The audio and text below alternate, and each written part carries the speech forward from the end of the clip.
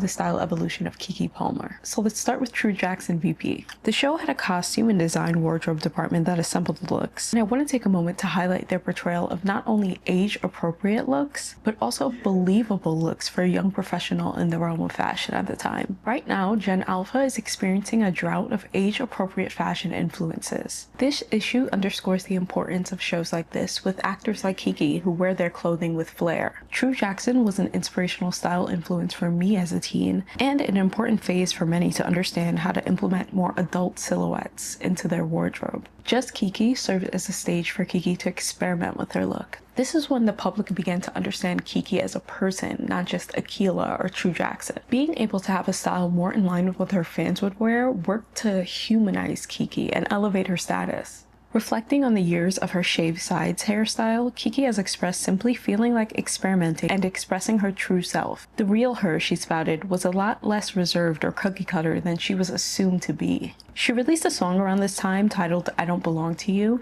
and a subsequent book in which she marks the release of society's expectations of how she should be and present. What stood out most to me about this era is that the looks that Keke wore are some that are really common within the Black community, but I believe were seen as foreign for Hollywood, where Black people are even more of a minority. Additionally, Keke was one of the first of our generation to be wearing her natural hair so often. We already know as Black people that we're taught that our hair isn't sophisticated enough for elite spaces, but we're also taught that our hair isn't aesthetically pleasing enough to be stylish.